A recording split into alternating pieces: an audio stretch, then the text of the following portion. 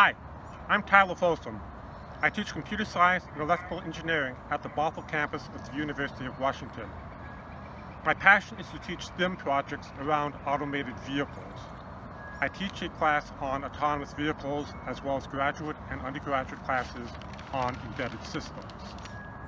Instead of using automobiles, we make electric trikes into self-driving vehicles. This cat trike is fun to ride and is much more stable than a child's trike. Using trikes instead of automobiles is cost effective. It costs much less, uses less garage space, there's less potential damage, and there's no regulations. But the longer reason is environmental. In the long run, I do not believe that the automobile as we know and use it is sustainable. There's a lot of effect from global warming due to transportation. Transportation is contributing a major part of the greenhouse gases that go into global warming, and there's not a good solution for reducing transportation's contribution to greenhouse gas. Into automated micromobility. If you want to move a person at 50 kilometers an hour, 30 miles an hour, you can move that person with 48 times less energy on a streamlined tricycle than you can on an automobile. You're getting the same performance, but you're moving the person instead of moving the vehicle. This is a major contribution to slowing climate change, and transportation contribution to climate change is worse in the non-OECD countries, where transportation contributions to climate change are growing much more rapidly than they are in the developed world. If we want to slow climate change, we have to have a more energy efficient way to move people. We're also seeing that in the non-OECD countries that there are much higher traffic fatality rates than there are in the developed countries.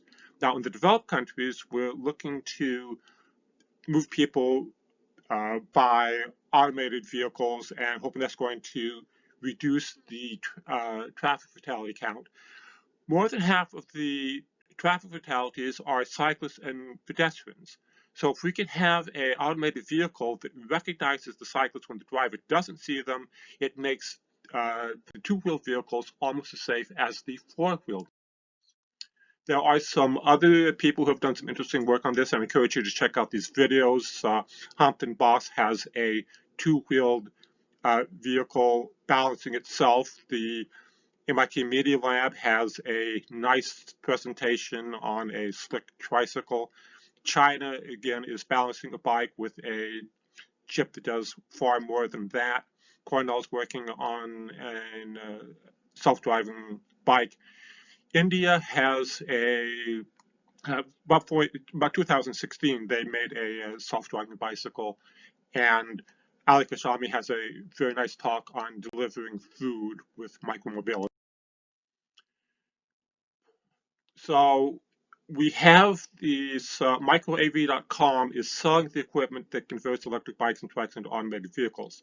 The software is available online, but this provides you with the hardware to be able to convert your bike to self-drive. This is awesome! All right! This is great! This is an amazing way to travel, you guys, seriously. Smooth, it's a beautiful day out, it's electric, I don't really hear anything. Oh, yeah.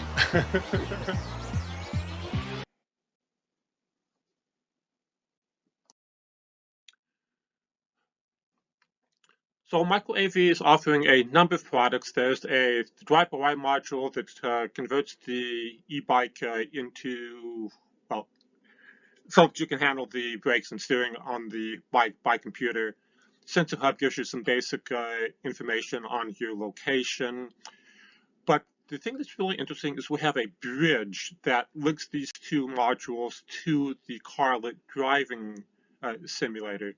And the simulator lets you develop these vehicles remotely without having to actually have a physical vehicle. Our architecture has everything connected over the CanBus. The CanBus is what is used in automotive architecture. So we can swap out any one of these modules. So you can use our module to do the driver wire and do all your other stuff off CanBus. You can use the sensor hub that gives you some basic information on what things are happening. Use communicate by CanBus. So it can swap in and out any kinds of modules you want. The physical modules, we base everything on Arduino, such as this Arduino Mega. These are essentially shields that plug into one of these. So this is the drive-by-wire board, and this is the sensor hub board. You can put in cameras. You can use the OpenMV camera over CanBus, or you can use the Raspberry Pi.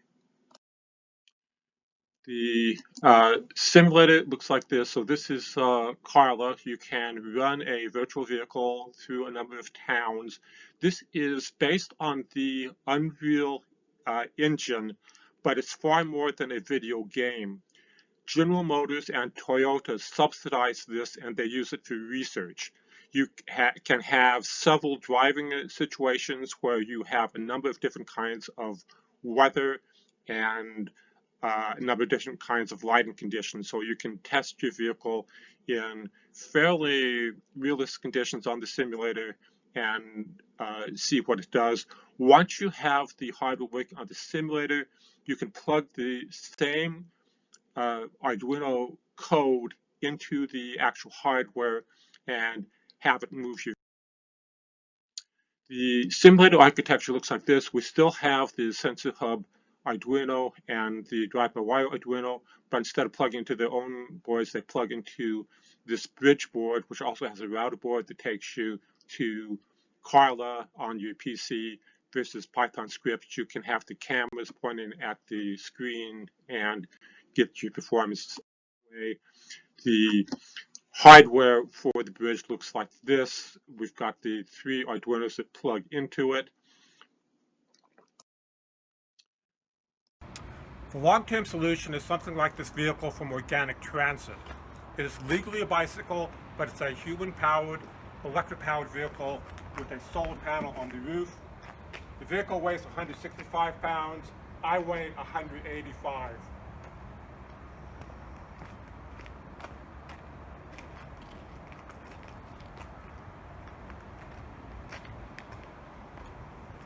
Vehicles like this could form an autonomous taxi fleet.